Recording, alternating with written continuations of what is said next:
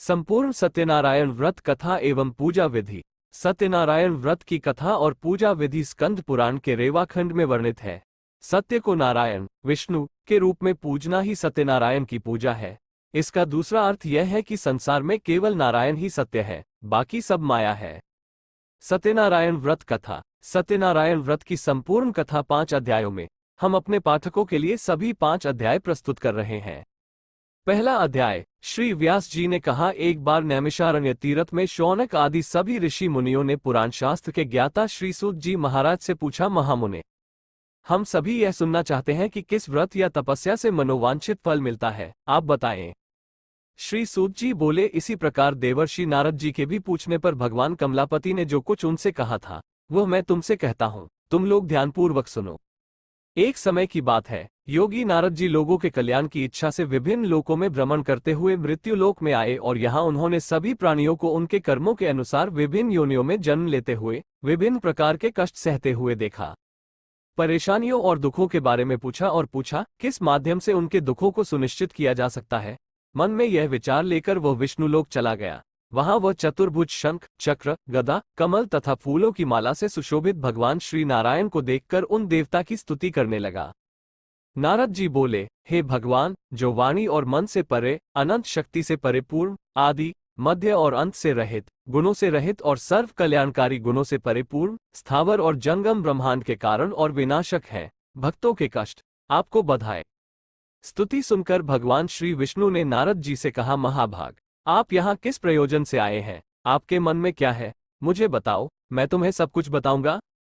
नारद जी बोले, प्रभु, मृत्युलोक में विभिन्न योनियों में जन्मे सभी मनुष्य अपने पाप कर्मों के कारण अनेक प्रकार के कष्ट भोग रहे हैं। हे नाथ, यदि आपकी कृपा मुझ पर हो तो मैं ये सुनना चाहूंगा कि उनके कष्टों को दूर करने के लिए किस छोटे से उपाय की आवश्यकता होगी, उसे बताओ। श्री भगवान ने कहा, हे वत्स, तुमने संसार पर उपकार करने की इच्छा से बहुत अच्छी बात पूछी है। जिस व्रत को करने से प्राणी मोह से मुक्त हो जाता है, उस व्रत के बारे में मैं तुम्हें बताता हूँ, सुनो। हे वत्स, ये स्वर्ग तथा मृत्यु लोक में दुर्लभ भगवान सत्यनारायण का महान पुण्यदायी व्रत है। आपके स्नेह के कारण ही इस बार मैं उनसे कह रहा हूँ। भगवान सत्यनारायण का व्रत विधि विधान से करने से मनुष्य शीघ्र ही सुख प्राप्त कर परलोक में मोक्ष प्राप्त कर सकता है। भगवान के ऐसे वचन सुनकर नारद मुनि बोले, प्रभु, इस व्रत को करने से क्या फल मिलता है? इसका नियम क्या है? यह व्रत किसने रखा और कब रखना चाहिए? ये सब विस्तार से बताएं। श्री भगवान ने कहा, ये सत्यनारायण व्रत दुखों और क्लेशों का शमन करने वाला, धन की वृद्धि करने वाला, सौभाग्य और संतान देने वाला तथा सर्वत्र विजय प्रदान करने वाला है। मनुष्य को किसी भी दिन श्रद्धा भक्ति के साथ ब्राह्मण तथा बंधु बांधवों के साथ धर्म में तत्पर होकर सांझ काल के समय भगवान सत्यनारायण की पूजा करनी चाहिए। नैवेद्य के रूप में अच्छी गुणवत्ता वाली खाद्य सामग्री उचित मात्रा में श्रद्धापूर्वक अर्पित करनी चाहिए। केले के फल, घी, दूध, गेहूं का चूर्ण या गेहूं के चूर्ण के अभाव में चावल का चूर्ण, चीनी या गुड़, ये सभी खाद्य पदार्थ उचित मात्रा में एकत्र करके अर्पित करना चाहिए। बंधु बांधवों सहित भगवान श्री सत्यनारायण की कथा सुनने के बाद ब्राह्मणों को दक्षिणा देनी चाहिए। इसके बाद बंधु बांधवों सहित ब्राह्मणों को भोजन कराना चाहिए। भक्तिपूर्वक प्रसाद ग्रहण करने के बाद नृत्य, गीत आदि का आयोजन करना चाहिए। इसके बाद भगवान सत्यनारायण का स्मरण करते हुए अपने घर जाना चाहिए। ऐसा करने से मनुष्य की मनोकामना अवश्य पूर्ण होती है। विशेषकर कलियुग में ये पृथ्वी पर सबसे छोटा उपाय है। दूसरा अध्याय। श्री सूत जी बोले, हे द्विजो, अब मैं पुनः पूर्वकाल में जिस मनुष्य ने ये सत्यनारायण व्रत किया था उसके विषय में विस्तार पूर्वक बताऊंगा। काशी नामक सुंदर नगर में एक अत्यंत गरीब ब्राह्मण रहता था। भूख और प्यास से व्याकुल होकर वो प्रतिदिन पृथ्वी पर भटकता रहता था। ब्राह्मण के प्रिय भगवान ने उस दुखी ब्राह्मण को देखकर एक बूढ़े ब्राह्मण का रूप धारण किया और आदरपूर्वक उस द्विज से पूछा, हे विप्र, तुम प्रतिदिन अत्यंत दुखी होकर पृथ्वी पर क्यों घूमते रहते हो? हे दोनों में श्रेष्ठ, ये सब मुझे बताओ, मैं सुनना चाहता हूँ। ब्राह्मण बोला, प्रभु, मैं अत्यंत दरिद्र ब्राह्मण हूँ और भिक्षा के लिए ही पृथ्वी पर इधर उधर घूमता हूँ। यदि आप मेरी दरिद्रता दूर करने का कोई उपाय जानते हो तो कृपया मुझे बताएं। बूढ़े ब्राह्मण ने कहा, हे ब्राह्मण देव, सत्यनारायण भगवान विष्णु मनोवांछित फल देने वाले हैं। हे विप्र, तुम्हें उनका सर्वोत्तम व्रत करना चाहिए, जिसे करने से मनुष्य सभी दुखों से मुक्त हो जाता है। ब्राह्मण को व्रत के नियम ध्यानपूर्वक समझाने के बाद बूढ़े ब्राह्मण का रूप धारण किए हुए भगवान विष्णु वहीं अंतर्धान हो गए। ये सोचते सोचते ब्राह्मण को रात को नींद नहीं आए। बूढ़े ब्राह्मण ने जैसा कहा है, मैं वैसा ही व्रत करूंगा। अगले दिन प्रातःकाल उठकर उसने सत्यनारायण व्रत का संकल्प किया और ब्राह्मण भिक्षा के लिए निकल पड़ा। उस दिन ब्राह्मण को भिक्षा में बहुत सारा धन प्राप्त हुआ। उसी धन से उसने बंधु बांधवों सहित भगवान सत्यनारायण का व्रत किया। इस व्रत के प्रभाव से वह श्रेष्ठ ब्राह्मण सभी दुखों से मुक्त होकर समस्त धन संपत्ति से संपन्न हो गया। उस दिन से वह हर माह यह व्रत करने लगा। इस प्रकार भगवान सत्यनारायण के इस व्रत को करने से वह श्रेष्ठ ब्राह्मण सभी पापों से मुक्त हो गया और दुर्लभ मोक्ष पद को प्राप्त हुआ। हे विप्र, पृथ्वी पर जब भी कोई मनुष्य श्री सत्यनारायण का व्रत करेगा, उसके सभी दुख नष्ट हो जाएंगे। हे ब्राह्मणों, इस प्रकार भगवान नारायण ने महात्मा नारद जी से जो कुछ कहा, वह सब मैंने आप लोगों से कह दिया। अब और क्या कहूं?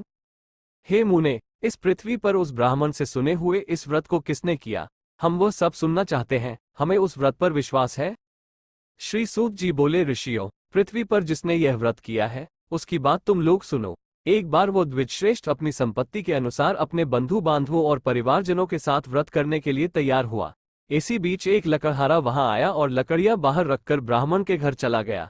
प्यास से व्याकुल उस ब्राह्मण को व्रत करते देख उसने उसे प्रणाम किया और कहा, भगवान, तुम क्या कर रहे हो और उसके करने से तुम्हें क्या फल मिलता है, ये सब विस्तार पूर्वक बताओ। विप्र ने कहा, ये सत्यनारायण का व्रत है जो सभी मनोकामनाओं को पूर्ण करने वाला है। उसी के प्रभाव से मुझे ये सब महान धन आदि प्राप्त हुआ है। जल पीकर और प्रसाद ग्रहण करके वह नगर को चला गया। वह मन में सत्यनारायण देव के निमित्त विचार करने लगा कि लकड़ी बेचने से जो धन प्राप्त होगा, उससे मैं भगवान सत्यनारायण का उत्तम व्रत करूंगा। मन में यह विचार करके मैंने लकड़ी सिर पर रखी और उस सुंदर नगर की ओर चल दिया जहां अमीर लोग रहते थे। उस दिन उसे लकड़ी का दुगुना मूल्य प्राप्त हुआ। इसके बाद वह प्रसन्न मन से पके हुए केले का फल, चीनी, घी, दूध और गेहूं का चूर्ण समान मात्रा में लेकर अपने घर आ गया। इसके बाद उसने अपने बंधु बांधवों को बुलाकर विधि विधान से भगवान श्री सत्यनारायण का व्रत किया। उस व्रत के प्रभाव से वह धन और पुत्रों से संपन्न हो गया और इस लोक में अनेक सुख भोग कर अंत में सत्यपुरा अर्थात वैकुंठ लोक चला गया। तीसरा अध्याय। श्री सूत जी बोले, श्रेष्ठ मुनियों, अब आगे की कथा मैं पुनः कहूंगा, आप लोग सुने। प्राचीन काल में उल्कामुख नाम का एक राजा था। वो जितेंद्रिय, सत्यवादी और अत्यंत बुद्धिमान था। वो विद्वान राजा प्रतिदिन मंदिर जाता था और ब्राह्मणों को धन देकर संतुष्ट करता था। कमल के समान मुख वाली उसकी पत्नी शील, सौंदर्य आदि गुणों से संपन्न तथा पति परायण थी। एक दिन राजा भद्रशिला नदी के तट पर अपनी पत्नी सहित श्री सत्यनारायण का व्रत कर रहा था। उसी समय साधु नाम का एक व्यापारी व्यापार के लिए नाना प्रकार के धन से संपन्न वहां आ पहुंचा। भद्रशिला नदी के तट पर नाव स्थापित करके वह राजा के पास गया और राजा को उस व्रत में दीक्षित देखकर विनयपूर्वक पूछने लगा। ऋषि ने कहा, राजन, आप भक्तियुक्त मन से क्या कर रहे हैं? कृपया वो सब मुझे बताइए, मैं इस समय सुनना चाहता हूँ। राजा ने कहा, हे ऋषियों, पुत्र प्राप्ति की कामना से मैं अपने बंधु बांधवों के साथ अनंत तेज से परिपूर्ण भगवान विष्णु का व्रत एवं पूजन कर रहा हूँ। राजा की बात सुनकर ऋषि ने आदरपूर्वक कहा, राजन, आप इस विषय में मुझे सब कुछ विस्तार पूर्वक बताएं। मैं आपके कथनानुसार व्रत और पूजन करूंगा। मेरे भी बच्चे नहीं हैं, इससे अवश्य ही संतान उत्पन्न होगी। ये सोचकर वो व्यापार से निवृत्त हो गया और खुशी खुशी अपने घर लौट आया। उन्होंने अपनी पत्नी को संतान प्रदान करने वाले इस सत्यव्रत के बारे में विस्तार से बताया और जब मुझे संतान प्राप्त होगी तब मैं इस व्रत को करूंगा। इस प्रकार ऋषि ने अपनी पत्नी लीलावती से कहा। एक दिन उनकी लीलावती नाम की सती साध्वी पत्नी अपने पति के साथ आनंद पूर्वक ऋतु धार्मिक कार्यों में संलग्न हो गई और भगवान श्री सत्यनारायण की कृपा से उनकी पत्नी गर्भवती हो गई। 10वें महीने में उससे कन्यारत्न की उत्पत्ति हुई और वो शुक्ल पक्ष के चंद्रमा के समान दिन प्रतिदिन बढ़ने लगी। उस कन्या का नाम कलावती रखा गया। इसके बाद एक दिन लीलावती ने अपने स्वामी से मधुर वाणी में कहा, आप पहले से संकल्पित श्री सत्यनारायण का व्रत क्यों नहीं कर रहे हैं? ऋषि ने कहा, प्रिय, मैं उसके विवाह के समय व्रत रखूंगा। इस प्रकार अपनी पत्नी को आश्वासन देकर वो व्यापार करने के लिए नगर की ओर चला गया। इधर कन्या कलावती अपने पिता के घर में पलने लगी। इसके बाद नगर में सहेलियों के साथ खेलती हुई अपनी कन्या को विवाह के योग्य देखकर धर्मज्ञ ऋषि ने आपस में परामर्श किया और दूत से कहा, कन्या के विवाह के लिए श्रेष्ठ वर ढूंढो, और तुरंत उसे विदा कर दिया। उसकी आज्ञा पाकर दूत कंचन नामक नगर में गया और वहां से एक वणिक के पुत्र को ले आया। उस साधु ने व्यापारी के पुत्र को सुंदर और गुणों से परिपूर्ण देखकर उसकी जाति के लोगों तथा संबंधियों से संतुष्ट होकर रीति के अनुसार व्यापारी के पुत्र को अपनी कन्या का दान कर दिया। उस समय वो साधु बनिया दुर्भाग्य से भगवान का वो उत्तम व्रत भूल गया। विवाह के समय पूर्व संकल्प के अनुसार व्रत न करने के कारण भगवान उस पर क्रोधित हो गए। कुछ समय के बाद वह ऋषि, जो अपने व्यापार में कुशल थे, वणिक काल की प्रेरणा से अपने दामाद के साथ व्यापार करने के लिए समुद्र के निकट स्थित रत्नसारपुर नामक सुंदर नगर में गए और वहां अपनी समृद्धि के साथ व्यापार करने लगे। दामाद। इसके बाद वे दोनों राजा चंद्रकेतु के सुंदर नगर में गए। उसी समय भगवान श्री सत्यनारायण ने उसे भ्रष्ट व्रत करते देख शाप दे दिया, तुम्हें घोर, कठिन तथा महान दुख प्राप्त होगा। एक दिन एक चोर राजा चंद्रकेतु का धन चुराकर उस स्थान पर आया जहां दोनों व्यापारी थे। दूतों को अपने पीछे दौड़ता देख वो डर के मारे धन वहीं छोड़कर शीघ्र छिप गया। इसके बाद राजा के दूत उस स्थान पर आए जहां व्यापारी साधु था। वहां राजा का धन देखकर दूत दोनों वणिक पुत्रों को बांधकर ले आए और प्रसन्न होकर दौड़ते हुए राजा से बोले, भगवान, हमने 2 चोर पकड़े हैं, उन्हें देखकर आप आदेश दें। राजा की आज्ञा से उन दोनों को शीघ्र ही कसकर बांध दिया गया और बिना किसी हिचकिचाहट के महान कारागार में डाल दिया गया। भगवान सत्यदेव की माया के कारण किसी ने उनकी बात नहीं सुनी और राजा चंद्रकेतु ने उनका धन भी छीन लिया। भगवान के श्राप से व्यापारी की पत्नी भी बहुत दुखी हुई और उनके घर का सारा धन चोर चुरा ले गया। लीलावती शारीरिक एवं मानसिक पीड़ा, भूख प्यास से पीड़ित होकर भोजन की चिंता में दर दर भटकने लगी। कलावती कन्या भी प्रतिदिन भोजन के लिए इधर उधर घूमने लगी। एक दिन कलावती भूख से पीड़ित होकर एक ब्राह्मण के घर गई। वहां जाकर उसने श्री सत्यनारायण का व्रत और पूजन देखा। वहां बैठकर उसने कथा सुनी और वरदान मांगा। इसके बाद वह प्रसाद ग्रहण कर कुछ देर रात घर चली गई। माता ने कलावती कन्या से प्रेमपूर्वक पूछा, पुत्री, आप रात को कहाँ रुके थे? आपके दिमाग में क्या है? कलावती कन्या ने तुरंत अपनी मां से कहा, मां, मैंने एक ब्राह्मण के घर में मनोकामना पूर्ति वाला व्रत देखा है। कन्या की बात सुनकर वो व्यापारी की पत्नी व्रत करने के लिए तैयार हो गई और प्रसन्न मन से उस साध्वी ने अपने बंधु बांधवों के साथ भगवान श्री सत्यनारायण का व्रत किया और इस प्रकार प्रार्थना की, भगवान, कृपया हमारे पति और दामाद का अपराध क्षमा करें, ये दोनों जल्द ही अपने घर लौट आए। इस व्रत से भगवान सत्यनारायण पुनः संतुष्ट हो गए और उन्होंने नरश्रेष्ठ चंद्रकेतु को स्वप्न दिखाया और स्वप्न में कहा, हे नरश्रेष्ठ, सुबह दोनों व्यापारियों को छोड़ दो और वह सारा धन भी उन्हें दे दो जो तुमने उनसे लिया है, अन्यथा मैं तुम्हें राज्य, धन और पुत्र सहित नष्ट कर दूंगा। राजा से स्वप्न में ऐसा कहकर भगवान सत्यनारायण अंतर्धान हो गए। इसके बाद सुबह राजा अपने पार्षदों के साथ सभा में बैठे और उन्हें अपने सपने के बारे में बताया और कहा, दोनों बंदी वणिक पुत्रों को शीघ्र मुक्त कर दो।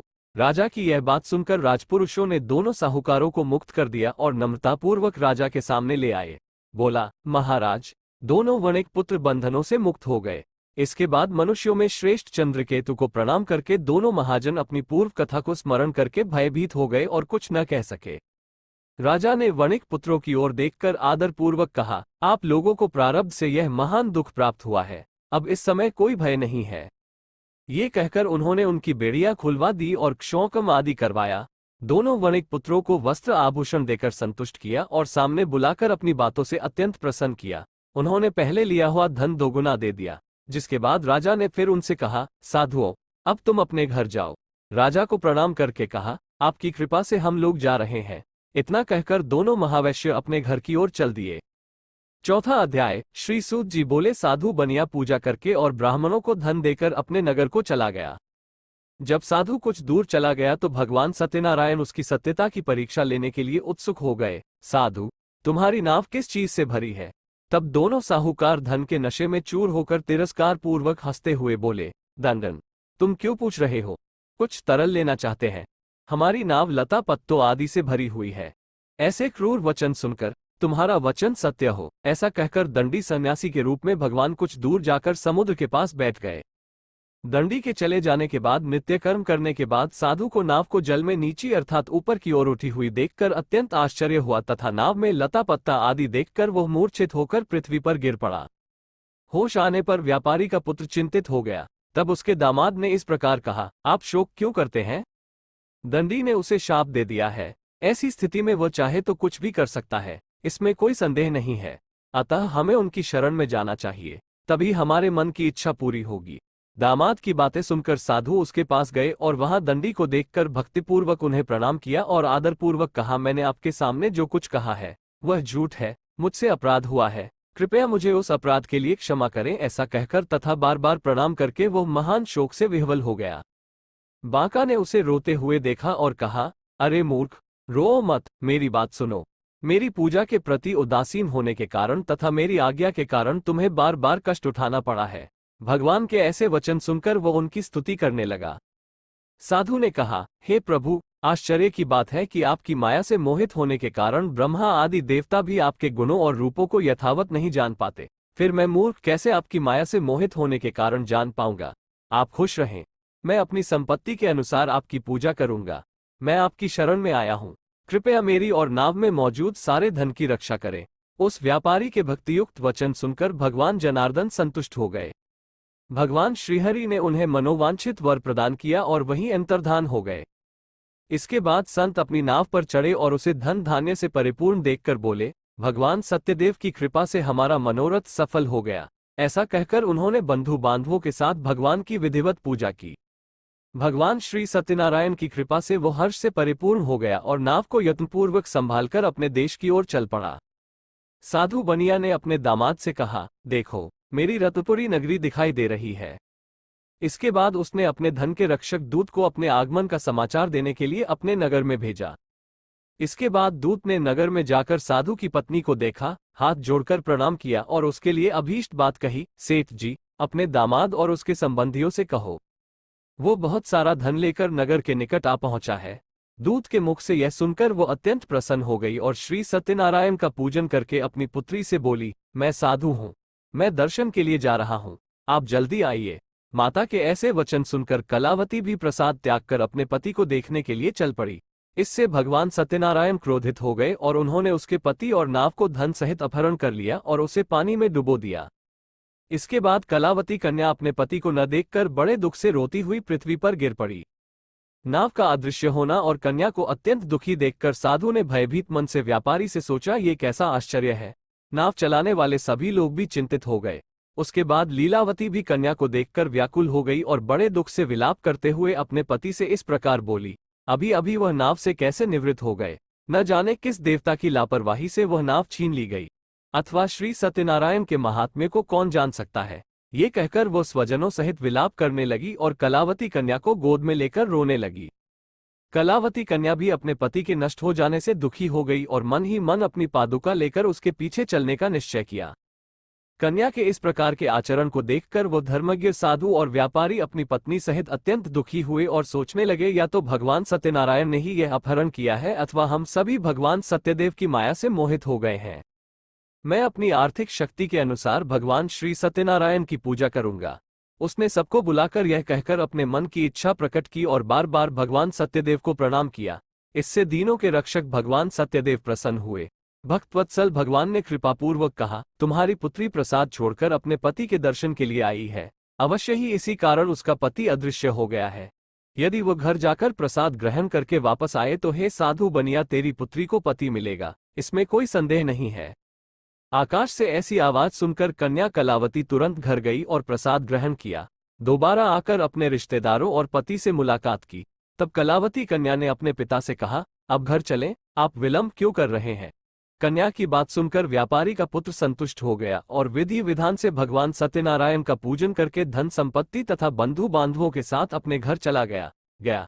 तदनंतर पूर्णिमा तथा संक्रांति पर्वों पर भगवान सत्यनारायण की पूजा करते हुए इस लोक में सुख भोग कर अंत में वो सत्यपुर वैकुंठ लोक को चला गया। अध्याय 5। श्री सूत जी बोले, श्रेष्ठ मुनियो, अब इसके बाद मैं दूसरी कथा कहूंगा, तुम लोग सुनो। तुंगध्वज नाम का एक राजा था जो अपनी प्रजा की आज्ञा मानने में सदैव तत्पर रहता था। सत्यदेव का प्रसाद त्यागने से वह दुर्गति को प्राप्त हुआ। बाद में वह जंगल में चला गया और वहां कई जानवरों को मारकर बरगद के पेड़ के नीचे आया। वहां उन्होंने देखा कि गोपगण अपने बंधु बांधवों के साथ संतुष्ट होकर भगवान सत्यदेव की पूजा कर रहे हैं। ये देखकर भी राजा अहंकारवश न तो वहां गया और न ही भगवान सत्यनारायण को प्रणाम किया। पूजा के बाद सभी गोपगण भगवान का प्रसाद राजा के पास रखकर लौट आए और इच्छानुसार सभी ने भगवान का प्रसाद ग्रहण किया। इधर राजा को प्रसाद त्यागने से बहुत दुख हुआ। उसका सारा धन धान्य तथा उसके सभी 100 पुत्र नष्ट हो गए। राजा ने मन में निश्चय किया कि भगवान सत्यनारायण ने अवश्य ही हमारा विनाश कर दिया है, अतः मुझे उस स्थान पर जाना चाहिए जहां श्री सत्यनारायण की पूजा हो रही थी। मन में ऐसा निश्चय करके राजा गोपगणों के पास गया और उसने गोपगणों के साथ मिलकर पूर्ण श्रद्धा और विश्वास से भगवान सत्यदेव की पूजा की। भगवान सत्यदेव की कृपा से वो फिर से धन और पुत्रों से समृद्ध हो गया और इस लोक में सभी सुखों का आनंद लेकर अंत में सत्यपुरा वैकुंठ लोक में पहुंच गया। श्री सूत जी कहते हैं, जो मनुष्य श्री सत्यनारायण के इस अत्यंत दुर्लभ व्रत को करता है तथा पुण्य फलदायी भगवान की कथा को भक्तिपूर्वक सुनता है, उसे भगवान सत्यनारायण की कृपा से धन धान्य आदि की प्राप्ति होती है। निर्धन व्यक्ति धनवान हो जाता है, बंधन में पड़ा व्यक्ति बंधन से मुक्त हो जाता है, डरा हुआ व्यक्ति भय से मुक्त हो जाता है। ये सच्ची बात है, इसमें कोई संदेह नहीं है। वो इस लोक में सभी मनोवांछित फल प्राप्त करके अंत में सत्यपुरा वैकुंठ लोक को जाता है। हे ब्राह्मणों, इस प्रकार मैंने तुमसे भगवान सत्यनारायण के व्रत के बारे में कहा, जिसे करने से मनुष्य सभी दुखों से मुक्त हो जाता है। कलियुग में भगवान सत्यदेव की पूजा विशेष फल देने वाली है। भगवान विष्णु को कुछ लोग काल, कुछ सत्य, कुछ ईश और कुछ सत्यदेव तथा कुछ सत्यनारायण नाम से कहेंगे। भगवान सत्यनारायण अनेक रूप धारण करके सबकी मनोकामनाएं पूर्ण करते हैं। कलियुग में सनातन भगवान विष्णु सत्यव्रत का रूप धारण करके सबकी मनोकामनाएं पूर्ण करेंगे। हे महर्षियों, जो मनुष्य प्रतिदिन भगवान सत्यनारायण की इस व्रत कथा को पढ़ता और सुनता है, भगवान सत्यनारायण की कृपा से उसके सभी पाप नष्ट हो जाते हैं। हे ऋषियों, जिन मनुष्यों ने पूर्व काल में भगवान सत्यनारायण का व्रत किया था, उनके अगले जन्म की कथा सुनो। शतानंद नामक महान बुद्धिमान ब्राह्मण सत्यनारायण व्रत के प्रभाव से दूसरे जन्म में सुदामा नामक ब्राह्मण बने और उस जन्म में उन्होंने भगवान कृष्ण का ध्यान करके मोक्ष प्राप्त किया। लकड़हारा भील गुफाओं का राजा बना और अगले जन्म में उसने भगवान श्री राम की सेवा करके मोक्ष प्राप्त किया।